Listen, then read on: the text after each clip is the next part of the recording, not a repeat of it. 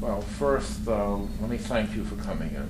I think it's a nice opportunity to kind of look back, try to document things that happened and why, and what can be transferred to other cities. If I could just start with, it's not on our list, but we're finding. Just start. Okay. Maybe you can give us a little thumbnail sketch about yourself. Myself. Yes. Because we're finding, obviously, the self and what happens are clearly linked. So, knocking about as a youngster in Connecticut, New York, California, Maryland, and coming to land in New Jersey at age 15. I graduated from Morris Hills Regional High School in Rockaway, New Jersey, where I first got involved in theater, finding a community that seemed to offer some sense of sanity. Applied to one college because I guess I thought maybe I should, and went to Rutgers.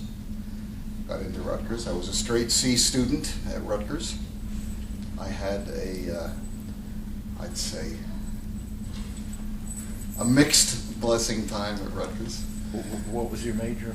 I majored in English and worked in the theater. And didn't study theater or particularly think about theater as a career, except that while I was working in the theater, I again found a sense of community and a sense of the kind of interactions that in the arts make things seem to make sense, and said, oh, instead of writing the poetry I've been writing, I'll write a play. So I wrote a play. Then I wrote another play. And after Rutgers, I went briefly into, I spent 1 year teaching prep school at Petty in Hightstown, New Jersey, which absolutely convinced me that that was not something I would ever do again.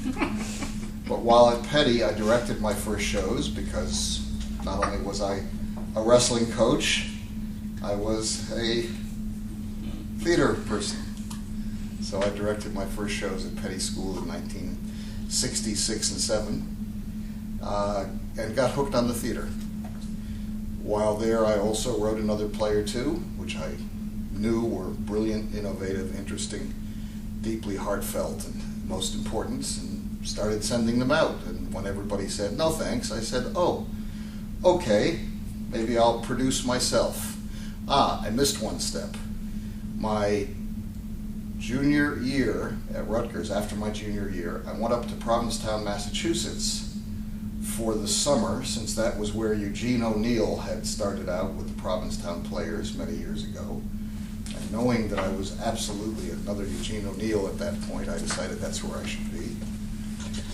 So I spent the summer making 300 breakfasts a morning at the Provincetown Inn and finishing work by noontime and then going and spending the rest of the day at the theater until midnight or 1 or 2 in the morning. So I was really hooked on theater at that point. A year later, I actually helped start a small coffee house theater, and this actually is germane to New Brunswick. I'll get there in a minute. I started a small coffee house theater called the Act 4 with two somewhat skilled, totally crazy, impossibly difficult guys, and I spent the summer there watching how theater got produced. Among the people who came to the Act 4 that summer were Al Pacino, Terrence McNally, Vivica Lindforce, 3 or 4 others who you may have heard of. And I watched how to produce a theater and how not to produce a theater, but I did get the sense of how a small theater could be run. That next winter, after I graduated, I moved into New York, and I worked at a very famous part of the experimental theater scene in a place called the Cafe Chino, which probably none of you have ever heard of, but it was the start of the off-Broadway theater movement in the 60s. It started in the 50s. Late 60s I was there. I was 22 or 3, and I watched the operation. It was a 75-seat coffee house theater, which did a new play every 2 weeks. Twice a night. They were about an hour long, and everybody in the world worked there. Again, Terrence McNally, Sam Shepard, on and on and on. So watching that And watching the theater in Provincetown gave me an image of how to do theater.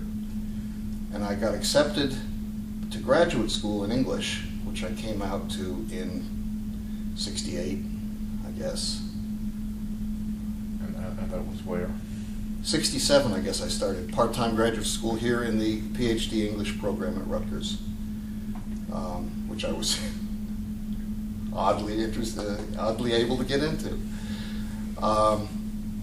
While I was there, Richard Poirier, a name you may know, I believe he still teaches, or at least he's alive. Yes, he is.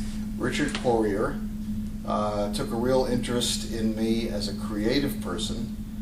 At the same time, I replicated the 75-seat coffeehouse theater with the espresso machine and the plays in a little storefront at 47 Easton Avenue, known as College Pharmacy to your grandparents, Oh, yeah. and known now as a laundromat that I think is now gone out of business. It was a coin laundromat for a long time. But for 1 year, from 1969 to 70, I would have to say, I'll get this time sequence in a minute. Graduated in 66, taught 66, 67, New York 67, 68. Fall of 68, we started Brecht West. I was going to name it Stage Left, and my older half-brother said, why don't you be a little subtle, Ace, and call it something like Brecht West? I said, oh, that's a good idea. Now, have any of you ever heard of Brecht West? I have. Okay. Brecht West functioned at 47 Easton Avenue for one season. It then moved down to 61 Albany Street, exactly where the entrance to the Johnson & Johnson headquarters is from Albany Street now, and it lasted there about 2 or 3 years. I think I ran it there 2 years, then I left and handed it over to a woman named Margaret Dawson, who I still see in New York. She was an older student who had returned to the very, very young Mason Gross School of the Arts, maybe its first year, gotten a master's in theater, and I gave her Brecht West at the end of my 3-year, whatever it was. She ran it for another year or two, and then it was passed on to Frank Giordano. Okay. No, Frank Giraudoux. Okay. Giraudeau, Giraudoux, who I still see in New York. He's still an actor. Here we are 35 years later, and we still bump into Margaret Dawson on West 42nd Street. She lives in the Manhattan Plaza housing there. Frank Giraudoux lives in Manhattan Plaza. I wasn't smart enough to get an apartment there, so I'm still living in Island Park. So Brecht West lasted about 4 years. While at Brecht West, in the first one at 47 Easton Avenue, we had the consummate, wonderful, welcoming experience for the arts in New Brunswick. There was a building inspector named John Connolly, and when I told him what we wanted to do, which wasn't just theater, it was poetry readings, music. Josh Rifkin, pianist, he played at Brecht West. Wow. Patti Smith, she played at Brecht West. This was that first year, whatever I said it was, 68, 9. The second production we ever did, the first production, we hadn't quite finished the renovation, all of which we were doing ourselves. I used to be a great electrician. We did at McKinney Hall, which is at the corner of Easton Avenue and Somerset Street, Sure. the music building. Right. We did our first performances there. And the two plays were Pirandello's The Man with a Flower in His Mouth and Lanford Wilson's name of the play I can't remember. The Man with a Flower in His Mouth has a character who simply sits and listens the whole time. The Lanford Wilson was called The Madness of Lady Bright. Play which is still done around. one of the earliest gay exploration plays ever. Why would we start a new theater in a town with no theater support with a gay play? I didn't know any better, I guess. So, in The Man with the Flower in His I Mouth. interrupt this incredibly fascinating narrative, but where was Rutgers and all this, and Mason Gross? Mason Gross didn't exist yet, although Mason Gross did exist. Yeah, he was having martinis at the Yes. faculty. I mean, was there any And the Rutgers... theater in the arts in Rutgers was Theater in the Arts in Rutgers was strictly a modest undergraduate program. It had no graduate program in theater, and there was no connection. If any connection was there with Rutgers, it was, in fact, through the English department. Right. And very modest support of Richard Poirier. Richard Poirier was the editor of the Raritan Review for many years. And before that, the Partisan Review? The Partisan Review. Partisan Review. Right.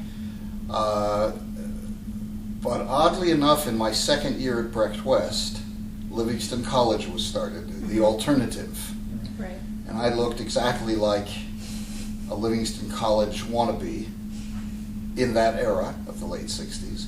And George Levine, preeminent professor of English, still teaching probably, I guess, maybe not. He retired a few years He ago. He did. might teach occasionally. George Levine asked me if I would be interested in teaching at the brand new Livingston College, which I think started maybe in 69. And I said, oh, well, I never thought about teaching, but sure, what do you want me to teach? He said, I'd like you to teach basic writing to incoming freshmen. And I got a graduate student teaching assistantship and taught my first class as Livingston College opened. Wow. One semester later, I asked George if there was any interest or was there any plan to have a theater program, and he said, oh, why don't you start one? So I then started teaching a basic theater course, which is how I got into teaching theater at Rutgers. So I've always had, and now I'm talking about me, which is where you start, I've always had two careers, parallel careers in academia and in professional theater, and still have the two, 40 years later. So I started teaching theater courses, loved teaching, responded well to it, and I think students responded well to me. So I kept doing that course. A year later, I dropped out of graduate school. So they offered me a job because they couldn't keep me as a teaching assistant anymore, and I became an assistant lecturer at Livingston College. Then, over the years, I became a lecturer, an assistant, eventually got tenure, associate, professor, so forth. That's a 40-year bump. Anyway, the building at 47 Easton Avenue lasted one season. I have to tell you the image of the most welcoming event. The first show we did at 47 Easton Avenue was Samuel Beckett's Endgame. I don't know if you know the play, but it's extremely static. Nobody moves and not much happens. The third night of our performances, where we did have a pretty good audience, 70-seat theater, if you had 35, it felt good. Just at curtain time, 9 New Brunswick policemen showed up, the leader of whom said, "Can I see your certificate of occupancy?" You remember I mentioned the building inspector, John Connolly?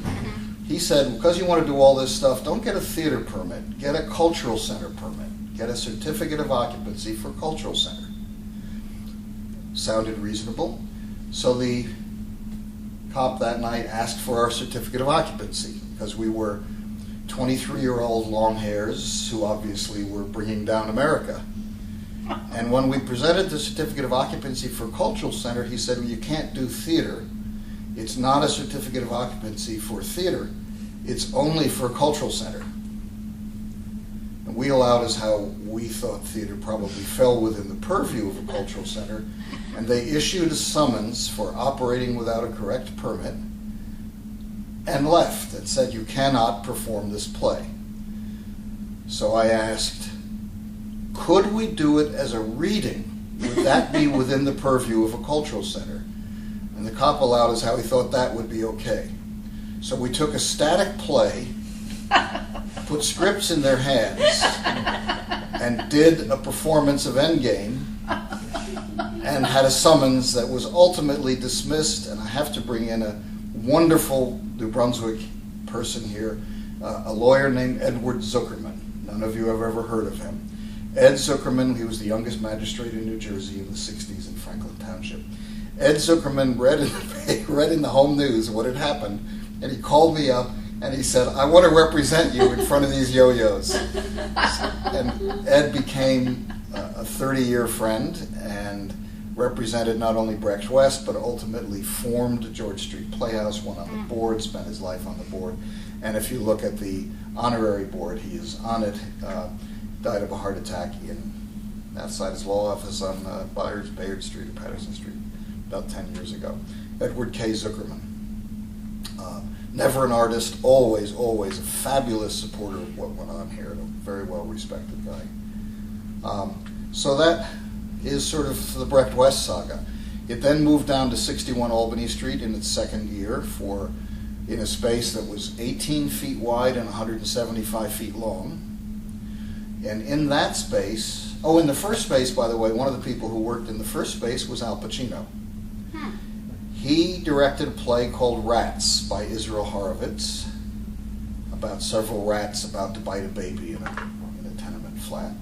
And Al Pacino got paid $75 and bus fare to commute out from New York on the suburban transit bus and walk up the hill, Easton Avenue, to 47 Easton Avenue, to direct the play Rats, which would have been 69 probably, something like that. Also in that theater we had John Casale. Remember Fredo from The Godfather? He was there. We had Terrence McNally came out when we did a play of his called, two plays, one act, called Botticelli and Cuba C. Very strong anti-Vietnam plays. You can see the Brecht West name took on a meaning in terms of the material that we were oriented towards, which wasn't exactly what New Brunswick was ready for. Next door to 47 Easton Avenue, upstairs, lived the grandmother of Joseph Benincasa, a New Brunswick boy who is now the president of the Actors Fund, the executive director of the Actors Fund of America in New York. He's done a fabulous job. New Brunswick boy Joe, his grandmother lived next door and used to say to him, he was about 4 years younger than we were, "They're all hippies, but they're very nice."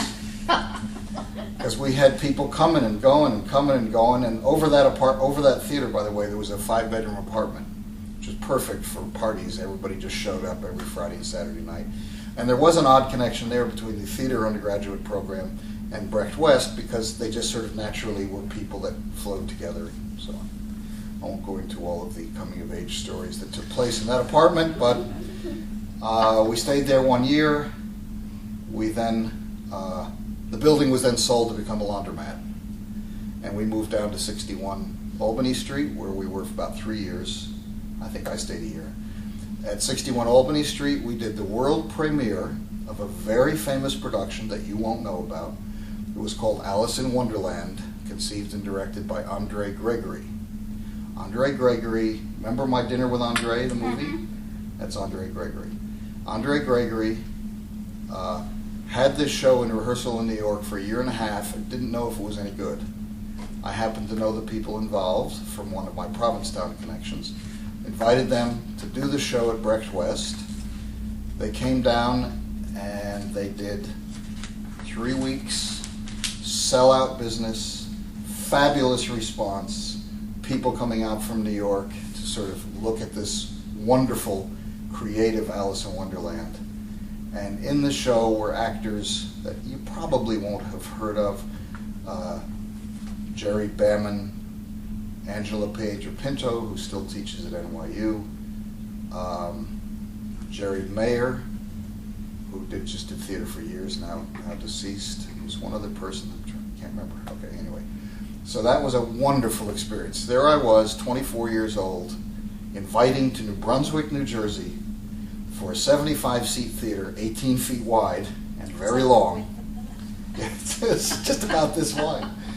And the audience sat 2 or 3 rows on the floor, followed by chairs behind it, and Alice performed in a space about that big. And it went on to become an internationally known legendary production. If you look in American theater histories from the 70s and 80s, you will see the Andre Gregory Alice in Wonderland premiered right here in New Brunswick. What else? We had out a show from La Mama Experimental Theater Club, very famous early off-Broadway company, still going, run by Ellen Stewart. And the production was called The White Whore and the Bit Player. We brought it out lock, stock, and barrel, 6-character piece about the Madonna whore complex. And who was it written by but Ron Link, who went on to write Dreamgirls. So he worked here. He wrote the script, the libretto, the book.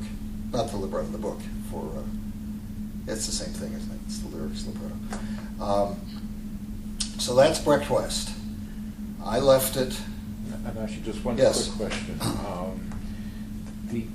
I can think of logical reasons why you'd be in New Brunswick, but can you just speak briefly about that? Sure. Why was I in New Brunswick? Because I had seen the whole theater company in Montclair, New Jersey, which was a small startup professional theater company run by Olympia Dukakis. And I said they can never flourish there. It needs an academic community. I was in graduate school. I had worked in and run 2 small coffeehouse theaters. I tried to emulate them here.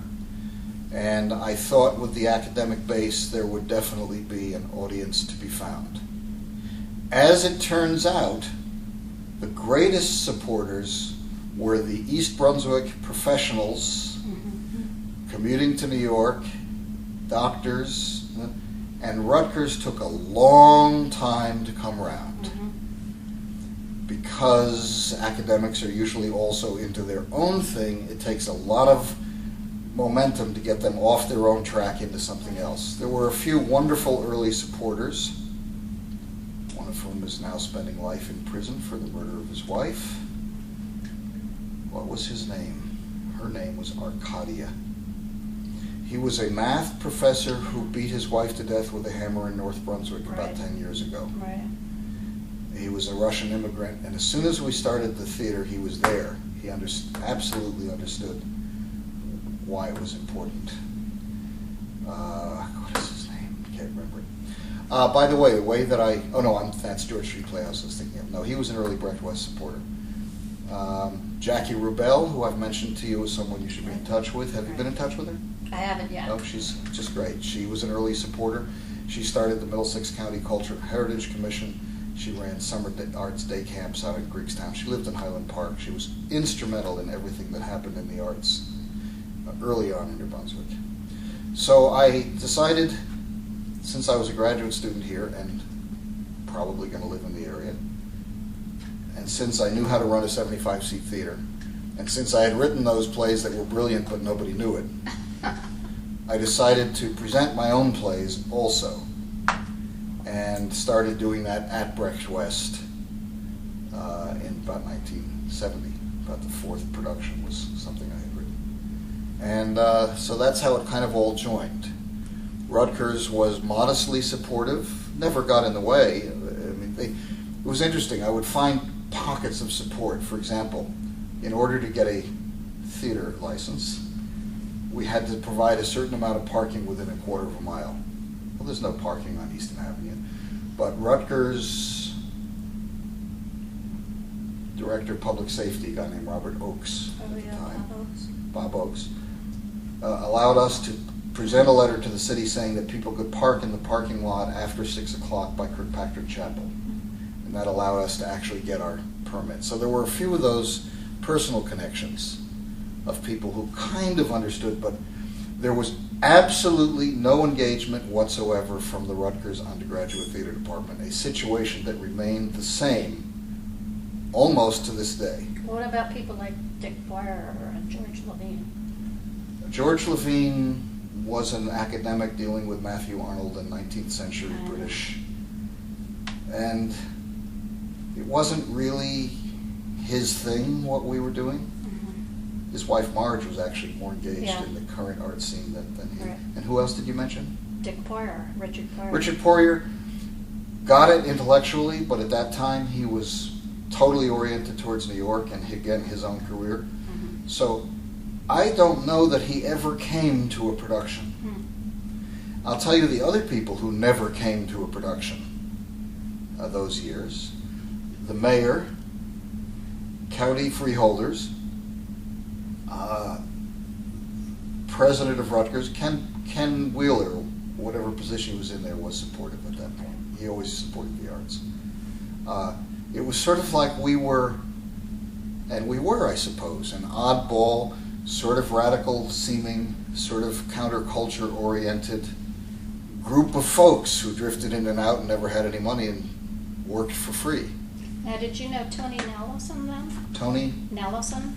I know the name, but I can't place why. Okay, he's an architect, teaches here in planning, I Uh-huh. think was at Livingston. No. And had a house lived in New that Brunswick area. for a He while. lived in New Brunswick He and had may a have loft in come, the I Hiram mean, there were, area. of course, audience members I didn't know. Yeah. And so there may have been supporters or people who just attended who I would have no Mhm. knowledge of. And was J&J or the other corporate entity? J&J was completely uninvolved with Brecht West in any way because we were so counter to their Mhm. image. But they did get involved at the start of the George Street Playhouse, which I'm happy to move on to now, 40 minutes later.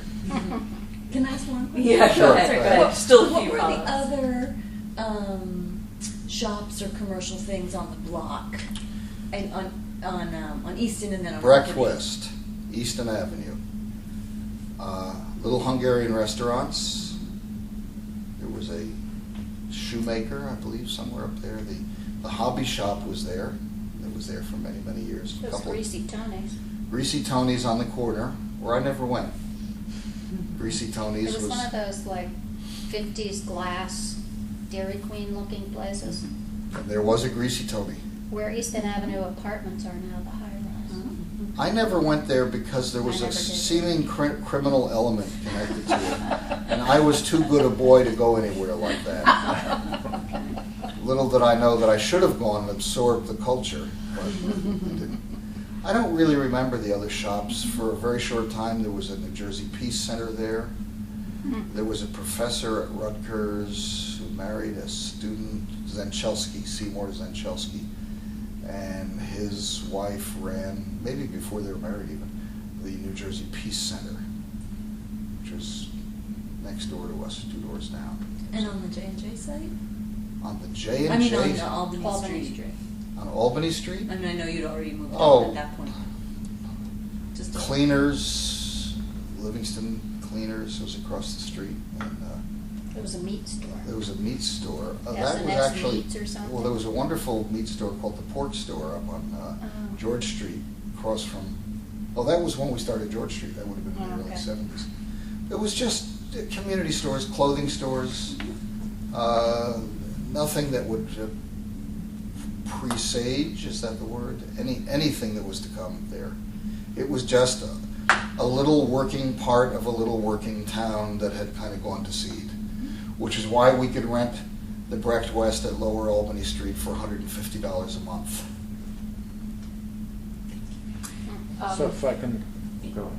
Yeah, were there any other organizations or businesses besides the Peace Center that you would say were kind of countercultural, supporting allies that were part of a community that you were beginning to identify in the 60s? Not that I can think of. This was a very working class town with the remnants of the Hungarian influx, which of course was very conservative and very counter to our culture. And we were just beginning to understand how the 60s was going to be us. You didn't ask a question about me. I failed my physical, so I How didn't to go get into- taken into the Army. Oh, okay. If I can take you back to the narrative. Yes. We were, just take us a little. Okay, after a couple of years with Brecht West, I went into New York. I worked there as a playwright and a proofreader and whatever, and I recognized the possibility of a larger regional theater in New Brunswick. Because New York is so difficult, so overrun with small theaters and people, so I thought, well, I know the New Brunswick community. I'm commuting out to graduate school there. I know a lot of people there. Why don't I start a theater? And I saw a building for rent at 414 George Street, right across from the new JJ headquarters. And it was a carpet warehouse. It had been an Acme supermarket for many years. Then it was a carpet warehouse. The first time I went in, there was a hand truck running around the old supermarket floor, which was a wooden floor, putting carpets up in racks. And that went out of business. And so I called up and met a marvelous man named Robert Boehm, B-O-E-H-M, who, among other things, founded the Center for Constitutional Rights. He was the son of a realtor, landlord person in New York. He took over that business. He worked out of New York. He had one building in New Brunswick, to my knowledge. And he was thrilled at the thought that one of his buildings was going to be turned into a live theater, because it turned out he and his wife loved live theater. So we rented the building. I think that was $450 a month. It was 75 by 100. This is what period? This would have been, I can give you the exact date. We rented the building in January '74. We set to work renovating it again ourselves. Our first season, full season, opened on September 20th, 1974, with the play Arms and the Man. I have the Home News article from the next day, if anybody ever wants to see it. And we opened on Friday night, September 20th, 1974, at 414 George Street in the former Acme supermarket. The entire budget for our first year, which included the renovation of the space and 6 productions, was $59,000. We renovated the space for about $15,000. A guy named Dan Loria, the father from the Wonder Years, loved the idea so much he used to come out from New York on the bus and help us insulate the ceiling. I was 28 or 9 at the time, so he would have been about 25 or 6 at the time. And people just gravitated towards it. Is there anything, who else you might know that was involved? Anyway, we opened with Arms and the Man by George Bernard Shaw. We used to pay $15 a performance and bus fare and no rehearsal pay. But the agreement with the union was that we had to rehearse in New York, so they wouldn't have to commute for rehearsal. And that's how we got started. We used to play 3 times a week. We charged $4 and $2 for students. And we started with 110 subscribers. The way we started was, this was exactly during the gas crisis of 1974. The way we started was people that I knew, I asked to make a cocktail, coffee clutch kind of get together of their neighbors and friends and whatever. And I would go and pitch the vision of a professional regional theater in New Brunswick, New Jersey. After the Snickers stopped, because you have to envision that in 1974, downtown New Brunswick had nothing open at all throughout the entire downtown area, except for one place called Gino's, which was the equivalent of Greasy Tony's, directly across the street from us. Actually, the George Street Playhouse 414 was on the south side of George Street, and then on the north side, there was the pork store and Chicago South Side haircutters. I think they still exist in New Brunswick. And then there was a walkway through where the entrance to the Rivoli Theater had been, which was demolished, but where the lobby had been leading back to the theater was now a walkway through leading back to a lot, and in it was Gino's Greasy Spoon. Not Gino's. Yeah, Gino's, which was the only thing open in New Brunswick after 6 o'clock for years, except the George Street Playhouse. So we opened in '74, I knew nothing about producing, really. But we started doing things like we had giant rummage sale auctions where we tried to get people, we made like a country auction, because my wife and I had gone up to the Catskills and gone to some country auctions. Oh, we can raise some money doing that. So a couple of nights I was an auctioneer, sorted old clothes.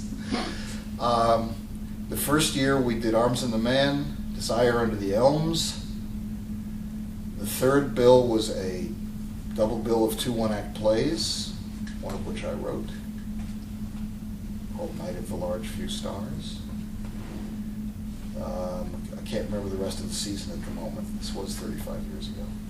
But we did 6 plays, and we had 110 subscribers, and over the years we grew into about 4,500 subscribers, which is still about the number that George Street has. We did 10 seasons at 414 George Street. We had our ups and downs with the buildings folks. For example, the supermarket you would recognize probably has one entrance, and we had to create a second entrance. We didn't have access. There was a parking lot behind us at that point, so we got permission from the parking lot to put it there. But it was raised up, so the wonderful Robert Boehm said, well, why don't you apply to my foundation for a grant? We can afford to put in your back staircase and doorway and fire exit. I said, oh, that's the first time I heard about grants. We had 7 what we called charter supporters who each gave a small amount of money towards renovation, one of whom was Ralph Voorhees. And he and Barbara were always involved. Barbara more than Ralph, by the way. She ultimately became our board chair. So there we are. And again, the city and Rutgers as this movie. Almost no engagement at all. When we renovated the George Street Playhouse, Johnson & Johnson gave us a $4,500 grant to put in the plumbing for the restrooms. That was the biggest expense we had. Here we are 35 years later, and the marvelous plumber Joe Velli from South River is still plumbing. And it was a wonderful moment. But they gave us $4,500, and that, therefore the bathrooms became known internally as the Johnson & Johnson shithouses.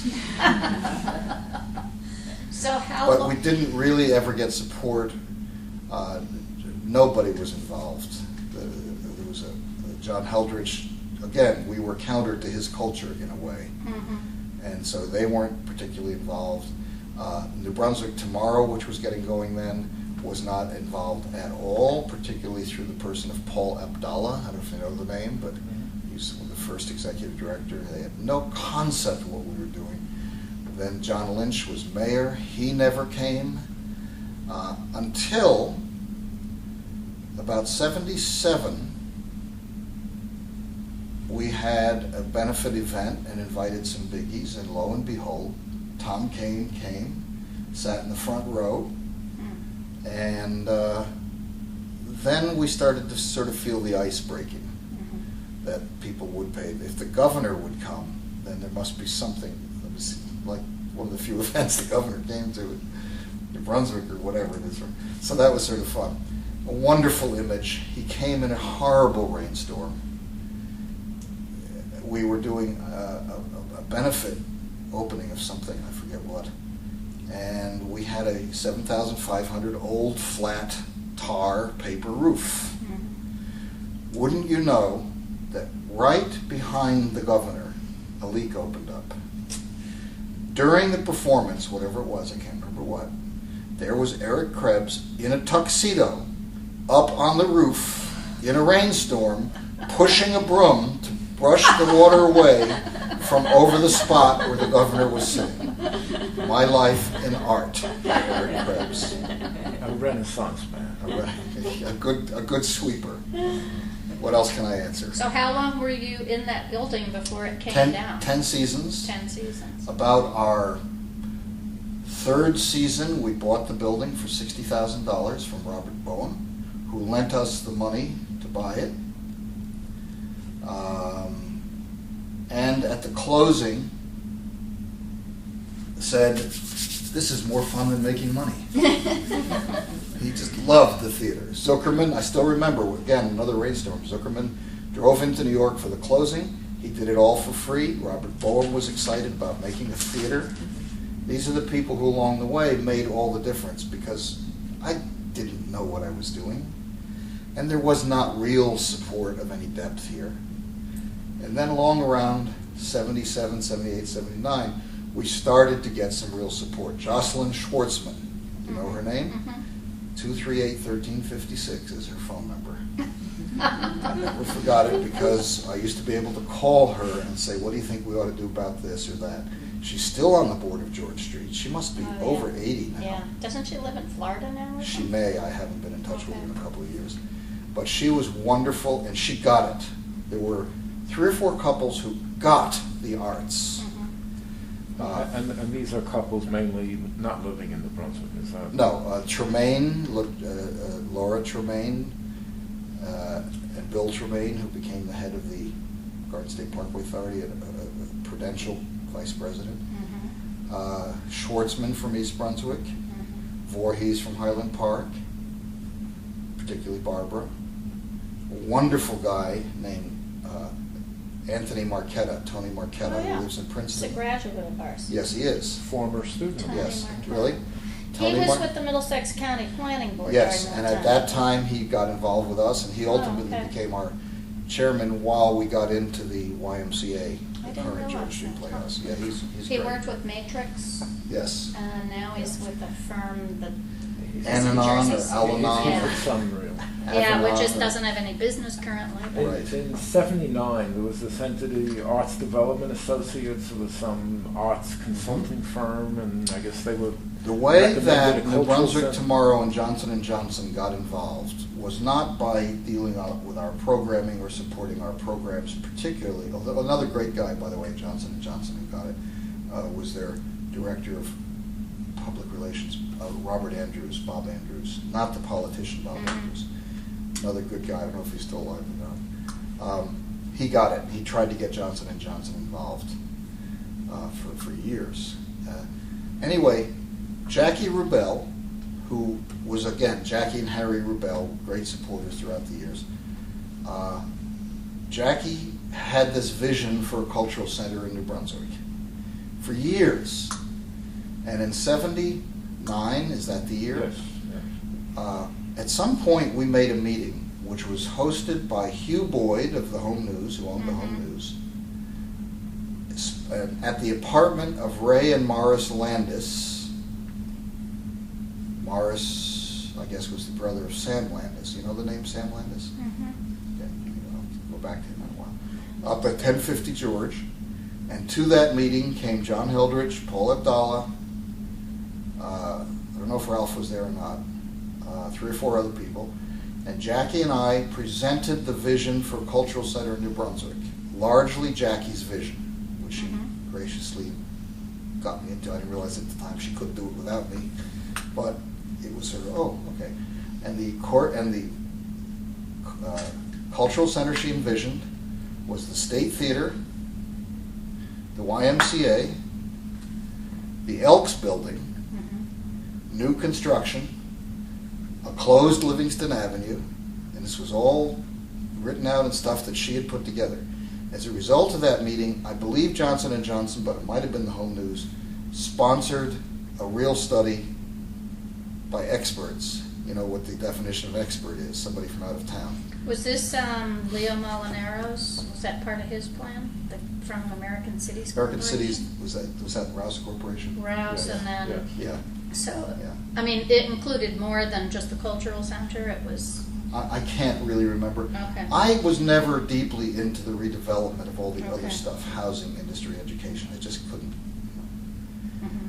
But I do remember one of the studies suggested that the new cultural center be built across from the train station, where the parking deck is, bookstore. There was a big plan done to put it there. I forget whose plan it was or when. It exists in somebody's shelf, probably. So totally misconceived when the cultural center actually sort of already existed in place. Well, it didn't exist yet. It was about to. So anyway, that would have been '79, I guess. And from that time on, with New Brunswick Tomorrow and New Brunswick Development Corporation, I'm sorry, Abdalla was the head of the New Brunswick Development Corporation, which was the real estate business and Devco. profit-making arm, Devco. There was a not-for-profit organization called the New Brunswick Tomorrow, which was social issues, soft Right, issues, right. so that sort of thing. A guy named Wallach was the head of Yes. that. Who ended up in prison, I thought. Did he? I think so. Child molestation or something? Or? I don't remember. Oh, Somebody he was told us buying that. and selling artworks that were fraudulent. I think Kenneth Wheeler told us that. Yeah. All right, so it's around this late 70s that New Brunswick Tomorrow and the Devco Finally got involved began thinking about the arts. to see what Right. the cultural center as one. Now, when Johnson & Johnson wanted to build its headquarters and wanted to buy everything around, they decided they wanted to buy the building that we had, even though it wasn't on their prime.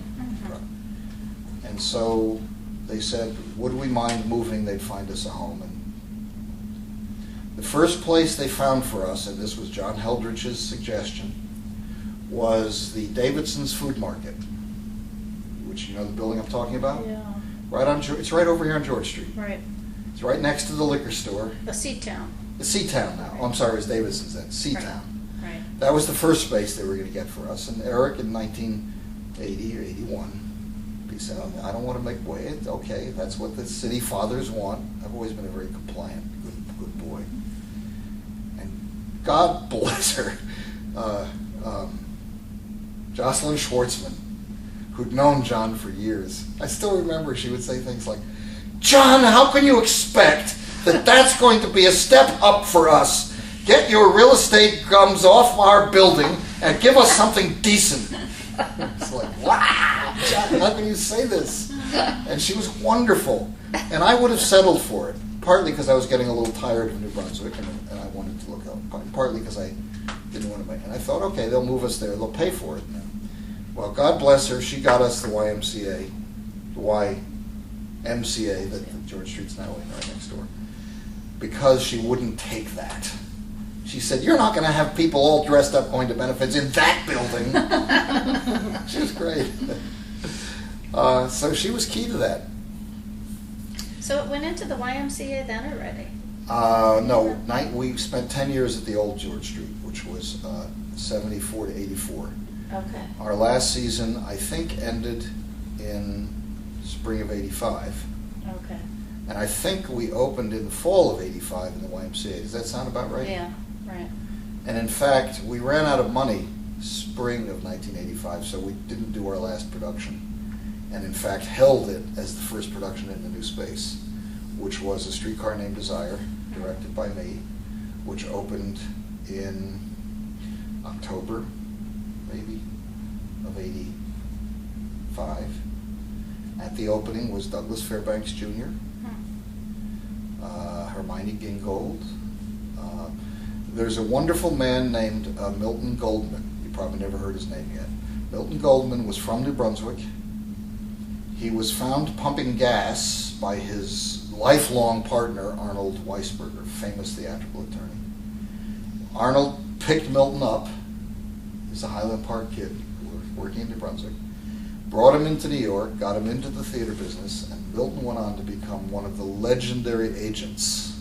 Never lost his touch with New Brunswick and Highland Park. His mother lived here until she died at age 97 or something. Milton used to come back every couple of weekends and shop for his mother and take her around. I used to take him shopping because he didn't have a car. And Milton Goldman got involved with the George Street Playhouse. He brought out Joan Fontaine, Douglas Fairbanks Jr., Hermione Gingold, Jack Guilford, and List. They'd all come out because Milton would say, "We're getting a limo and we're going out. We've got to support this theater." And they came out and they did what they were told because Milton was their agent. He also represented Sir John and Sir Ralph Gielgud Richardson. And, he was just a major agent. Never lost his touch in New Brunswick. Jocelyn Schwartzman adored him. They had a great relationship. So Milton Goldman was again key to bringing focus to the place. So our opening night was 85, I guess October 85, Streetcar Named Desire. Then we did our first full season there. And then we almost went into bankruptcy because we fell into the edifice complex which is a small organization. It's exactly what happened at Crossroads, by the way. Small organization gets built a big building and can't support it, doesn't know how to support it, doesn't know how to find it to support it. And we almost fell into that, became very rough financially. So I stayed about 3 seasons, but I didn't want to run a theater company that was about a building. And I got tired of being Mr. Smiley good guy, knowing every subscriber by name. So I bailed out after 87, I think. So I was in the new space about 3 years. And when did Crossroads start? And what was your involvement in that? In they just celebrated 30, so what was that? 79. 1979, there was a federal jobs program called CETA, Comprehensive Employment and Training Act. George Street Playhouse put in for 2 projects, one of which was The Kids from Jersey, a full-time young audiences touring professional theater company. All of a sudden, all of Eric's unemployed actor friends from New York were moving to New Brunswick to establish residency. So they could apply for Middlesex County Comprehensive Employment and Training Act funds. Guess who the chairman of that board was? Ralph Voorhees, who totally understood that the arts were important. And we funded The Kids from Jersey with about 16, 18 employees, all making $8,000, $9,000, $10,000 a year. One of whom was Maureen Heffernan. Do you know her name? Maureen graduated Mason Gross, does a lot of stuff for New Jersey Teen Arts, lives in Trenton. She's still around, does all the kind of state stuff. Maureen Heffernan. So we did The Kids from Jersey. And just after we established that, Rick Kahn and Lee Richardson came into my office and said, would you help us start a black theater company? And I said, yes, in about 2 seconds. And so Crossroads became a project of the George Street Playhouse under the CETA program. We put in an application, which got approved, and Crossroads started with about 16 full-time employees. I rented their first space, which was a walk-up industrial loft down on Memorial Parkway. Anybody ever remember going there up the stairs? They were most successful there because, again, they were not supporting a huge building with all the staff positions that required and everything else. There was a little building and they had a vision. It was a great vision. So I was actually the first executive director of Crossroads because it was a program of the George Street Playhouse. And I think we held on to that program about 2 years. Oh, by the way, another person key to this is retired Rutgers professor Todd Hunt. Todd Hunt was our board chair. And I said to Todd, I think we should sponsor this black theater company they want to call Crossroads. And Todd said, good idea. And he was behind it totally. I think it was maybe his last year's board chair, but he stayed right with it. Another good guy. So Crossroads started in '79 in that little walk-up space. And one of its first productions, if not its first production, was George C. Wolfe directing the Colored Museum. George C. Wolfe, who ran the Public Theater in New York for 12 years, 15 years, one of the best-known black directors in America. They had the great good fortune of bringing George C. Wolfe out with his new production called Colored Museum, which is still being done. So Crossroads took on a life of its own, as it should have. It did reasonably well. It became a little bitter pill when it started getting far greater grants than the George Street Playhouse did, from the state, from the feds, but I understood that. It was the temper of the times. And they really produced beyond their means, which was good. They had the money to do it. They were getting major grants, which we never got at George Street. So, does that answer it? Let's talk about the other side, on the State Theater. State Theater used to be owned by a guy named Gersten, Jeff Gersten. He bought it for $55,000 or something. When it went out of business as a porno house, and he sat on it for a while. I always viewed the State Theater as a monumental resource, but nobody else could really see it or understand how to raise the money for it. But slowly, Jacque Rubel and Eric Krebs and the activities we had, and Jocelyn Schwartzman and Ralph Voorhees and Ken Wheeler, and eventually John Heldrich, who started to get it, partly because his wonderful wife loved the arts. Is she still with us? Yes. Okay. Regina. That group began to look at the State Theater as the anchor of what could be the cultural center that Jacque Rubel had outlined 10 years before. The New Brunswick Development Corporation got on board around 1984 because the Y was going out of business. They wanted our building. Jocelyn Schwartzman wouldn't let them move us to the Seatown, so they found the alternative of the Y, which had a gym track on the second floor I used to run around. And they figured out a whole program for about $2 million, knock out the back wall of the gym, build a whole stage house, which is now currently still in use, and they redid the whole first 2 floors of the building into a theater. It was a great choice, it was a great design, it worked very well as a theater, and was one of the linchpin moments when the cultural center really began to happen. Once they saw what George Street could do in terms of bringing people downtown, restaurants started to happen around a bit. They then took an interest in the State Theater. There's also a movement in our country about the preservation of historic theater facilities, quite a national movement, and Bill Wright got involved in that. You know, Right. you know Bill Wright. Yeah. Bill Wright got involved in some ways on a national level. He was hired by New Brunswick Tomorrow, or Development Corporation, one or the other, to come on and do a plan and became the president of. Bill had no background in the arts at all. He was a By planner. the way, Bill Wright was in facilities. He was a planner in Planner at facilities at Rutgers. Rutgers. And he eventually became the head of the cultural center for a while. But we're going to interview him in the fall. He's coming. He lives south. He lives in Maryland. I forget where he lives now. He works with Ginny Record. Oh, yes? Yeah, she has some kind of a Manager. consulting firm down there. Yeah, she just LinkedIn'd me. Oh, okay. If you can just take your personal, and then if we can go back to your personal journey, and then if we can go back to New Brunswick. Right. So after a few years, you said it's now time to pass it on to others. I mean, we're talking about George. 1987. I got extremely frustrated at the fundraising necessities that the new building demanded. Not only that, the programming necessities.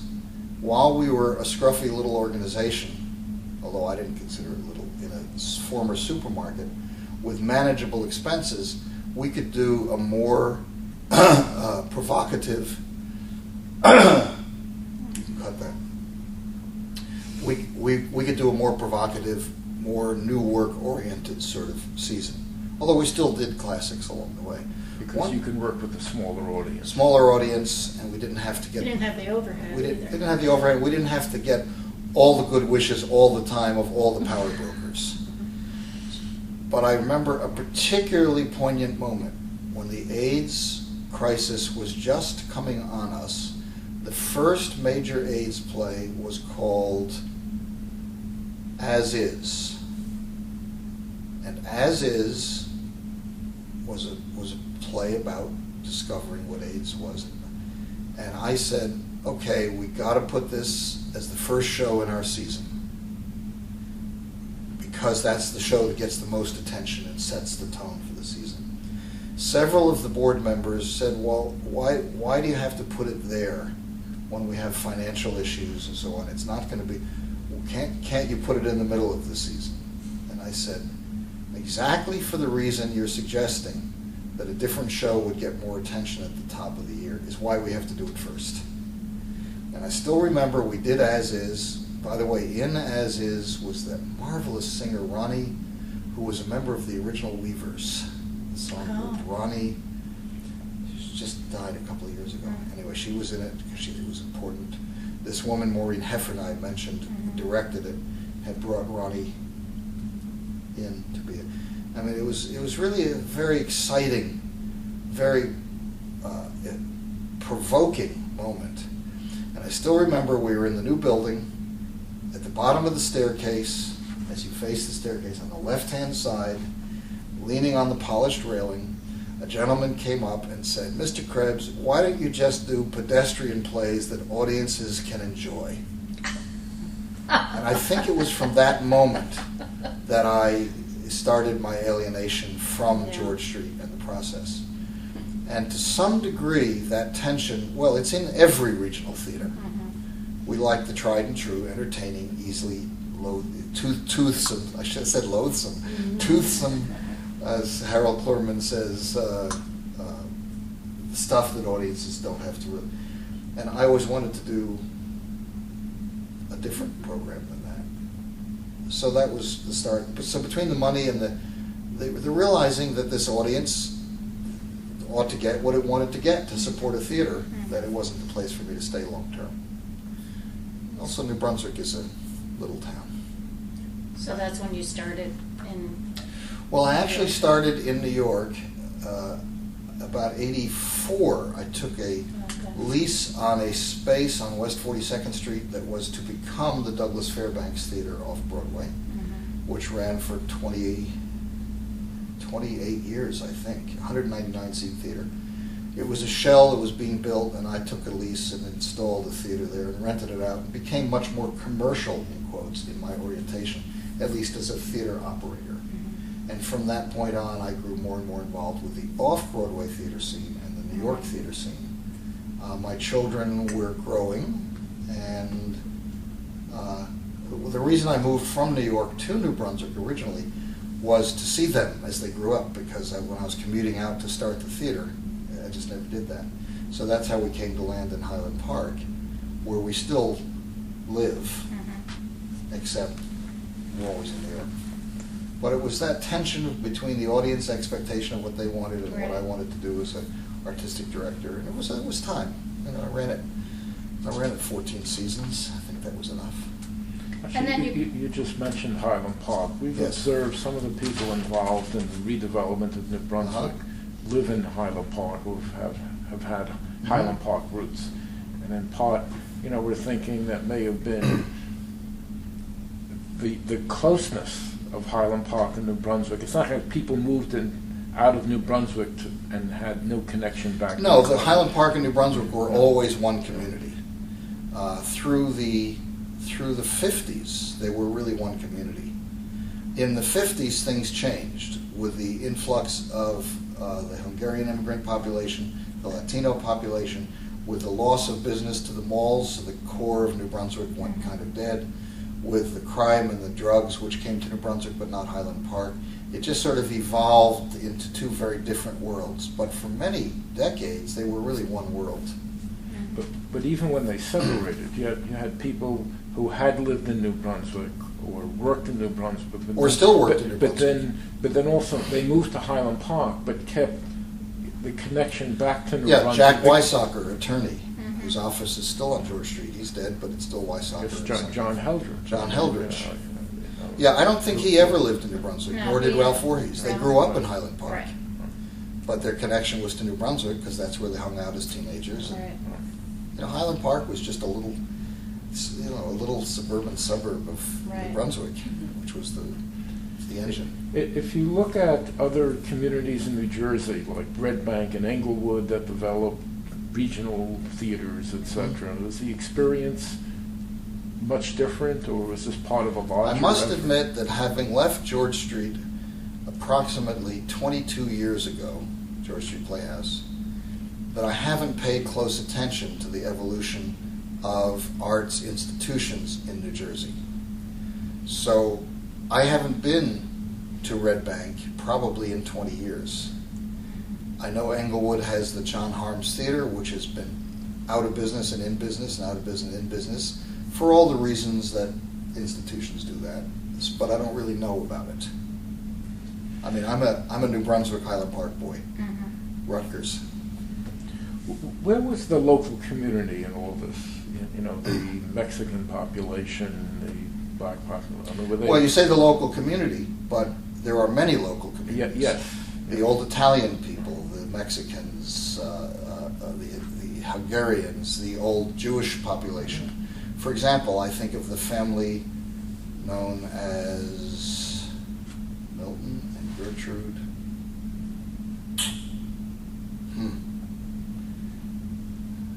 Kleinman. They lived in a house over on Llewellyn Street. Extremely active leftist, liberal, anti-war political activists, raising their kids there, and stayed there for many years after New Brunswick seemed to have changed, because New Brunswick was their home. They then moved, when they sold that house, right down by the Hyatt to those new townhouses. Their kids moved to Highland Park. In fact, their daughter is a two-door down neighbor from me. But the Kleinmans stayed here. So where was the community? There were many communities. The struggling immigrant, many illegals community never paid any attention to us. And while we tried to do some outreach, it was really impossible. We tried to get the arts into the schools in New Brunswick. That was fairly impossible, except for Penny Latimer, who you also have spoken to, or you must. We haven't, no. Okay, Penny you must talk Latimer to- was the assistant superintendent of schools. Of schools, and Board of director of the State Arts Council, and chairman of the Board of Crossroads, and lives Right. down in that little circle by the Hyatt. Oh, If you does go in she that now? circle, there's one house at Okay. the end. That's Penny Latimer's. And you should speak with her. Okay. So I can't answer where was the community in all of this. The community is that there really wasn't a New Brunswick community. There was Highland Park, East Brunswick, Somerset, Franklin, even Princeton community that supported what was evolving in the arts here. There was the redevelopment community of people with money and real estate power and Johnson & Johnson power. There was the Rutgers community, which stayed at the fringes for decades. Nicholas Music Center over Douglas. I pleaded with them to not build it over there, but to build it in downtown New Brunswick. What a great facility that would have been to what? Sit next door to the Mason Grove School of the Arts offices, next to the Cultural Center. That building, 800 beautiful seats, would have been a perfect concert hall size and space to add to the Cultural Center. But Jack Bettenbender, even though he did marvelous things for the arts within Rutgers, never got involved in the greater New Brunswick community. Never. So while his legacy is sacred within Rutgers and Mason Gross, his legacy in terms of redevelopment, there was never any participation. I don't think he ever came to the George Street Playhouse. Wow. I tried, by the way, to establish the George Street Playhouse as a part of Rutgers, because I was teaching at that time full-time at Rutgers. I tried to make it a professional company, and I'm afraid that infringed on what was seen as the turf of the theater program. That's a shame. If I weren't on tape, I'd tell you a marvelous sidelight, but I won't. If you accept the arts as one means to revitalize an older community like New Brunswick, how transferable is this model? Absolutely transferable. Absolutely transferable. It happens. It has happened in many other communities. I'm not that conversant in specific arts as redevelopment tools, but I know that, for example, in Cleveland, there's a thing called Playhouse Square. In West 42nd Street, where I founded the Douglas Fairbanks Theater, and then next door to it a couple of years later, the John Houseman Theater. I don't know if you remember that 25, 30 years ago. It was peep shows and porno parlors. Right. And in fact, that was the fringes of polite society when I started the theaters there.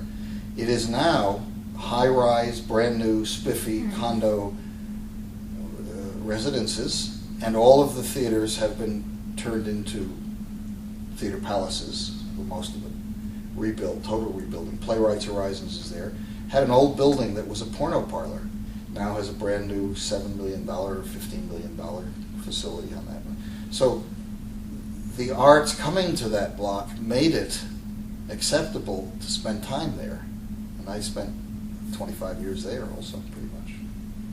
So it's totally replicable.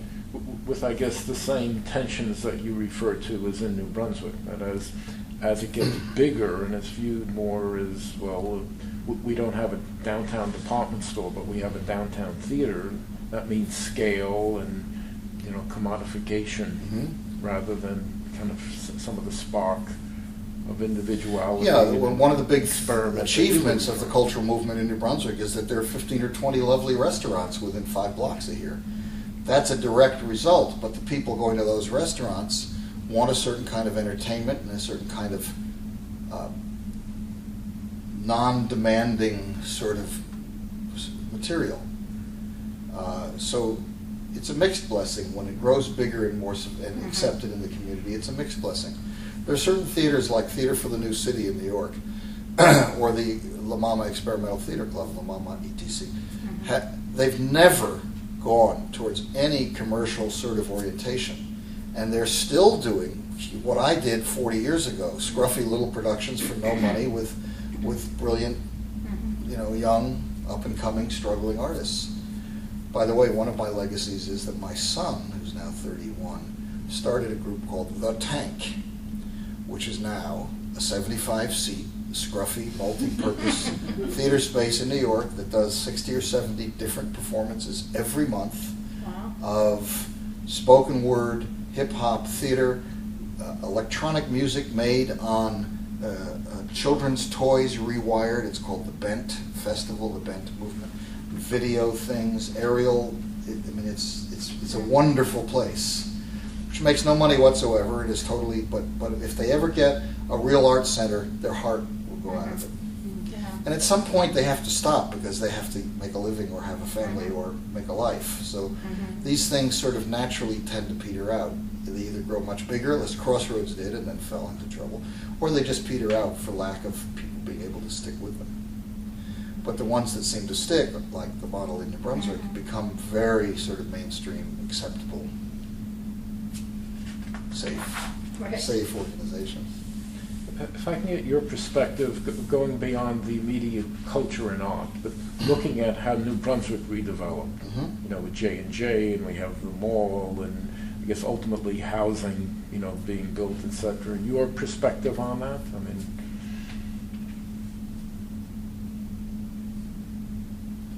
I'm not in any way a professional redeveloper.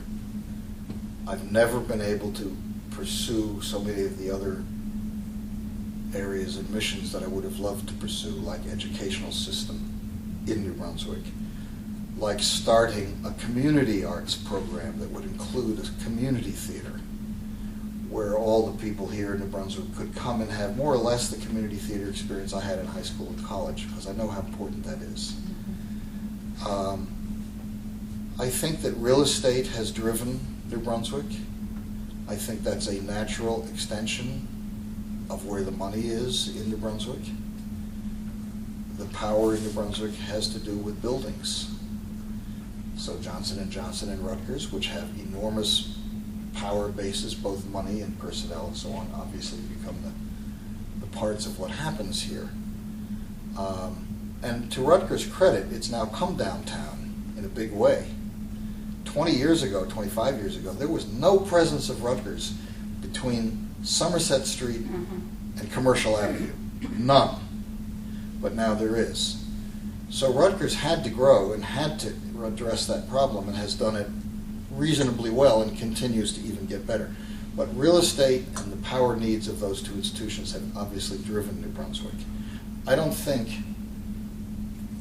the needs of the poor, the immigrant, the fringe people, the housekeepers and burger servers who live here, have ever been addressed, nor can they be addressed in the current structure of how America functions. We need those people to flip our hamburgers, and they got to live somewhere.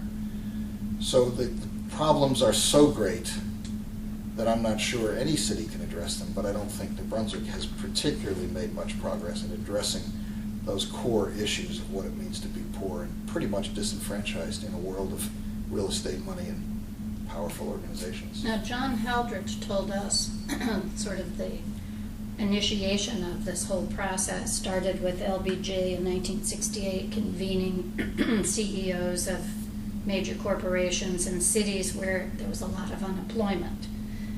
Excuse me, and so the then chairman of J&J, was at this meeting, put John Heldrich in charge of the unemployment Redevelopment, issues, which I guess was where CETA eventually came from and too. to But his did credit, you- John, who was a very staid Republican conservative, has come around and funded a room in the State Theater and sat on this board and that board for the arts and done the Jobs Training Center and he's turned out to be a great guy in an area that one wouldn't expect him to come into, except that he grew up here. He and Ralph. Right. By the way, the threesome, I mentioned the other name before, Ralph Voorhees, John Heldrich, and Sam Landis.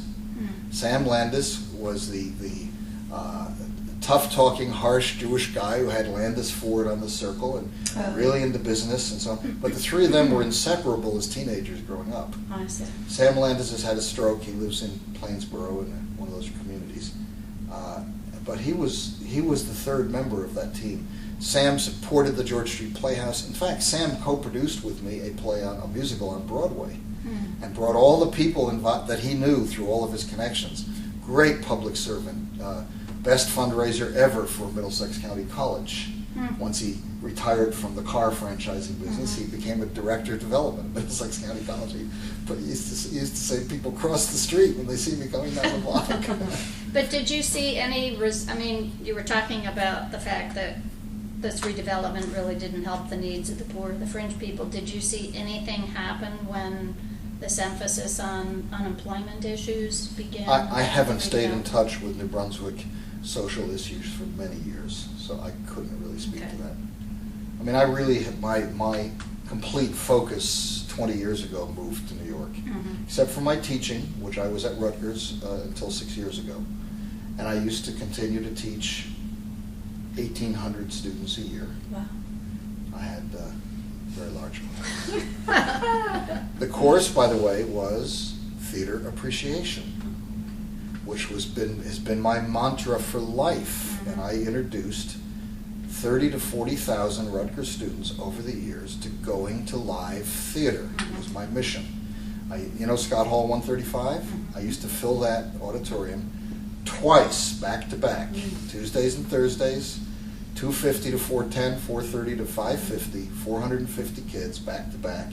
You can come to either section. You just got to be there. And I did that. It's legendary. It's really 30, 40,000 students. What's my point? I stayed very involved with Rutgers in education, but I drifted totally away from social action and everything that meant in New Brunswick. It's not me. It's not me. I'm a poet at heart. What about anything related to, now, the neighborhood where the theater was and the Hiram district beyond it? The neighborhood where the old theater was. Yeah, Yes. there were people who were very upset about, the demolition of those buildings. Did you have any involvement in any of that? Half of me understands totally why people would get upset about demolition of old buildings, and half of me knows that you got to demolish old buildings to make new ones. You remember what was on this block right here? Arnold Constable. Arnold Constable, Right. owned by Harold Bruskin, Highland Parker, New Brunswicker, totally engaged in all those elements. On Cheamouth Temple, the Y in Highland Park, the redevelopment of New Brunswick. Rutgers came to him, they made a deal. I think he made $1 on it, but he had it for years. But a lot of people said, Arnold Constable, no, that's a great building. That should be a huge gallery building. Right. Fortunately, it was not allowed to stand. It was a one-story building that was 60 or 70 years old.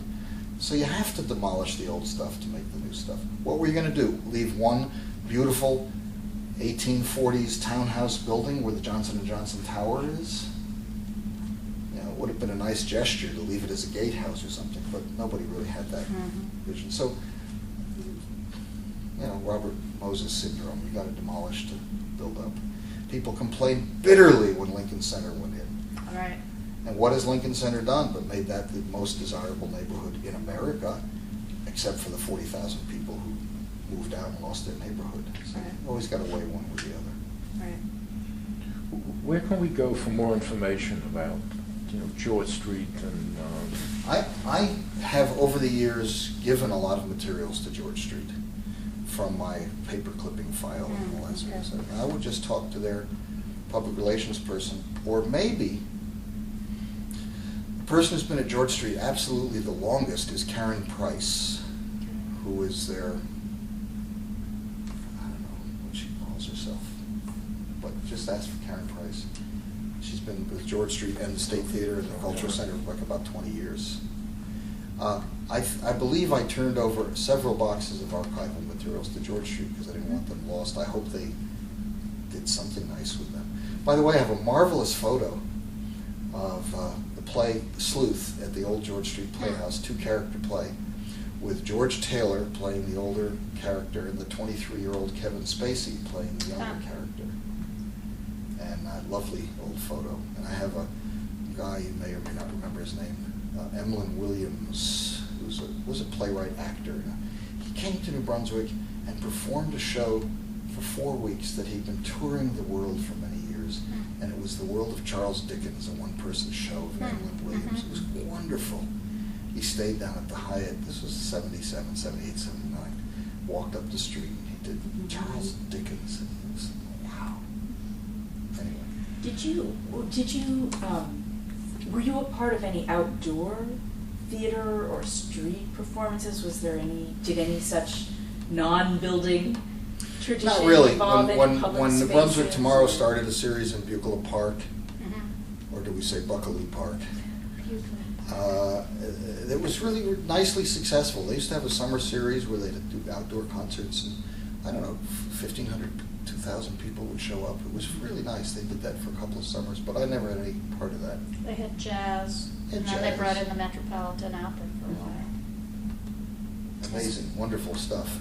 So there wasn't anything on the scruffy side in terms of outdoor street theater? Well, unless you want to consider the 24-year-old Eric Krebs with his first-year college student, his first-year Livingston College experience in a course that included making theater, lying in front of the old Rutgers gymnasium on the sidewalk with fake blood and signs, anti-Vietnam War signs, as the Board of Governors convened a meeting to talk about Rutgers' investments in various questionable companies and enterprises.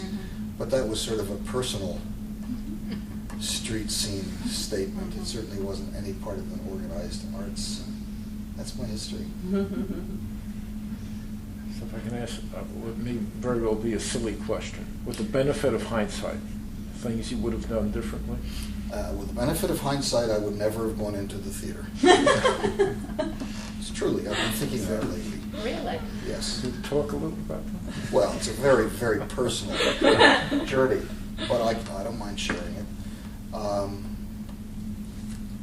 I set out to be a poet and a playwright, responding to the world in which I grew up and the world I saw around me. And I got sidetracked for about 40 years by producing, because I could produce well.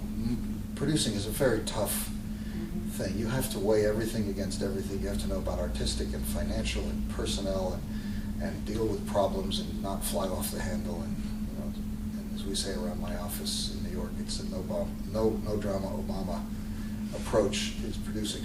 And I did that well. I've come to recognize my, if I may take a moment of self-adulation here, I've come to recognize my abilities as being beyond what I've chosen to do in life. And while what I've done is really important, and my son points out that the teaching that I've done, even though it started out as a secondary thought, has become in some ways my most important achievement. With hindsight, I would have set out to probably do something very different. But I didn't. It's probably too late now. I'll be 65 this year. But the teaching legacy is terrific. The downtown New Brunswick change is terrific. The theater legacy, if you ask anybody in the theater about Eric Krebs, it's like, oh yes. The legacies are always happy and willing to help a young person coming into the theater. Oh no, use the space. I know you don't have any money to pay for it. You know, do your work. That's a marvelous legacy, and I value it. But our world is in desperate shape in so many ways that I, in hindsight, wish I had taken some other path, and I don't know what that would have been, but I didn't, so here we are. Sad, isn't it, to realize that? There was someone who I think worked at George Street with you by the name of Heldrich. John Heldrich, John, yes. do you know what happened to? Or what did he do there? Was he a Got married. director or? John Heldrich was a Livingston student, a couple of years older. I think he had been in the Marines. Really? Came back to Livingston when he was about 24. Okay. And he and I actually looked at each other one day and said, well, why don't we start a theater in New Brunswick? And he said, great, good idea. And for about 4 or 5 years, he was my partner. Mm-hmm. And I would refer to him as the co-founder by way of wanting to give him a sense of everything. And he had never worked in the arts at all. So this was with Brecht West? that No, you no, started? this was with George Street George Playhouse. Street, okay. But he was just a great partner for the first 4 or 5 years. I don't know that his heart was truly into the artistic side of theater, but he loved the community and he loved working hard and he loved making something happen. And in fact, when you said, what about the buildings that were demolished, Right. he used to live in one, and I had his residence in my mind when I said that townhouse, that 1850s townhouse. He used to live in that building, and it was a great little building with wonderful architectural details. And I loved it because he was across the street from the Playhouse, so I could call him up at 3 in the morning and say, the burglar alarm went off, go see what happened. And John worked, I didn't take any pay for the first 12 years of the George Street Playhouse. 0. Because I lived on what I made teaching, always have. Still don't take a salary from my theater world in New York, I live from teaching. John used to get, I think, $100 a week. Maybe it went up to 150. And then several months every year, usually during the summer, he had to go into unemployment. Kept working full time, but went on unemployment. Terrific. He was just absolutely the perfect foil for me at that time. He ultimately, he married Shelley Glatzer. I worked with her for a while, in fact, at Transaction Okay. with Irving Horowitz. We won't go into that discussion. Okay. She I was b- tough. Well, we won't go into that discussion. She was my public relations director at George Street Playhouse. I hired her to do press, and they got together and got married. see. She was tough. Yeah. I believe they moved to Washington State, and he became the administrator of a children's theater. This is about 15 or 18 years ago. Okay. I tried to stay in touch, but Shelley always felt that John hadn't been given a fair shake at George Street, I see. and they moved away. That's enough of that That's okay. discussion. Yeah. But he was great, just terrific. Had enough? I guess just a couple of other questions about Brecht West, Uh-huh. if you don't mind. I'm curious how the kind of transition away from the kind of coffee house theater model into the more, the transition into the more mainstream, fundable. As I've implied, scruffy little 74-seat houses with hippie-looking people can't support themselves long-term. So as I talked about with the tank, most of them evolve into other things, either bigger, more mainstream organizations, or people drift away because they can't live that way forever. What about the audiences? Were those first audiences that sustained through the first 5 to 10 transitional years? Do you think that audience stayed with you? Who were yes, they? yeah. Was it really mostly the East Brunswick professional crowd and a few students, or who made Bear in this mind, happen? the first 3 or 4 years, Brecht West only had 74 seats, and we only ran a couple of times on a weekend Right. for the theater. So we used to do Tuesday night poetry readings with 9 people, and Wednesday night Patti Smith concerts with 14 people. Mm-hmm. So that was never part of the mainstream energy of Brecht West. But on the weekends, if we had 50 people at a performance, we considered it a great success. So that's only 25 couples. So that's 3 Rutgers professors and 4 East Brunswick people and 6 students who wandered in and 3 graduate students who we invited. It didn't take much to make an audience. So there wasn't like a core audience that drove the thing. 70 seats is a great space to do your work in. And we had New York theater people coming out to see their buddies in the shows, that sort of thing. Crossroads followed that model also. When it was very small, with 75 seats, it was almost always a sellout, and it was a great cause celeb. When it moved into 250 seats in a $7 million building that it couldn't support, that audience couldn't relate to that level of demand of the organization. Now, the arts supportive audience, I almost said the white audience because so much of it was white, the arts supportive audience, the Jocelyn Schwartzmans and the Ralph Voorhees, immediately got on board with Crossroads. But Crossroads, unfortunately, came to depend on those large grants, and when they started to dry up, they got into debt. And also, there were some rough times when they went much more towards a board of African American people who didn't always engage and embrace the long-term white supporters from the world. And it became a bit of a cultural divide, of which I was one of the people who fell away from Crossroads during that process. And also the society has changed. Well, thinking of Crossroads specifically, the society has changed so that Crossroads isn't required anymore. Not in the way that it was. That sort of answered your question. Goodbye. Call me if you need me. Thank you very Well, much. let me thank you, really. This has been fascinating. They actually, I can you see taught why a you would have course on the hundreds of people Livingston coming campus, to your right? classes. We did. Yeah. Carla and Allison. Allison's in history, Carla in art history, taught a course about the history of the Livingston campus, a few years ago. Rennie Davis was there the first year as a teacher. Remember him? Rennie Davis. You don't know that? You're teaching a course on history at Livingston? Rennie Davis of the Chicago 7.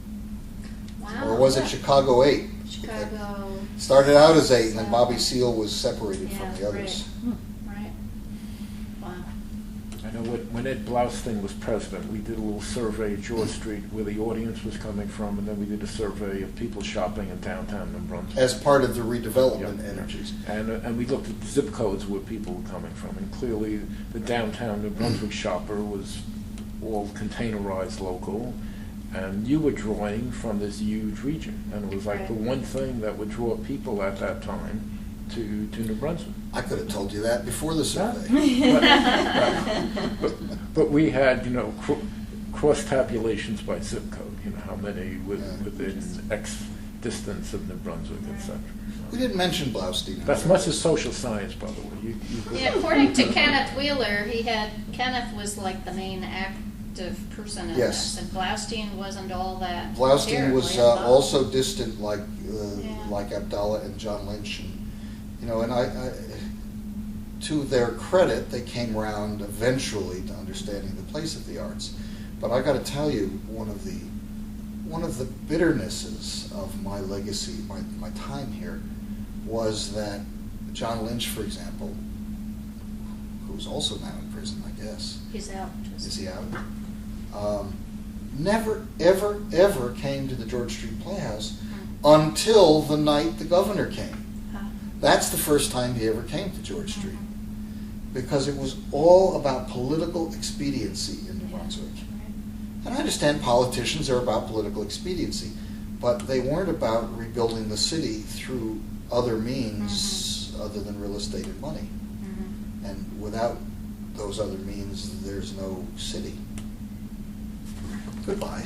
Very nice. so much for your time. Feel free to call This is anytime. great. What Thank happened you. to your daughter who worked with Hillary Clinton? My son who worked with him. Oh, your son did. Yes. I'm My sorry. son Justin, who's 31, founded something called Living Liberally. Living Liberally is an umbrella organization, now quite national, even international, that is essentially a social networking set of initiatives to bring liberal and progressive ideas into general public dialogue in social circumstances. So, for example, he founded drinking liberally, and laughing liberally, screening liberally, reading liberally, eating liberally, shooting liberally, which has not been much of a success. Drinking liberally has 330 branches around the country. Wow. In fact, he's out in Portland, Oregon right now, and the Portland chapter has invited all the other chapters in the Pacific Northwest to come in to meet Justin Krebs. Wow, that's It's great. amazing. So not only did he found the Tank, which he remains actively Yes. involved in, because he lives right across the street practically, and goes there and puts garbage out, but he's done this liberalese thing. He just got a contract for his first book from, I forgot the name of that. It's a liberal book publisher. It's a book about what it means to live liberally in America in 2010. So he's got to have it in by then. So that's what he's Great. doing. My daughter, who's 33, who's kind of floating and lost, who used to slide down the banisters of the George Street Playhouse, founded something called Get in the Game, nonpartisan voter registration at professional sporting events, which she has been pursuing assiduously for 5 years. Wow. It hasn't really taken off because there's so many voting organizations, but that's what she's been doing. Great. And she floats. Great. Thank Thank you. you. Thanks Thank again. you. It's wonderful. Thank you so much. Turn these off.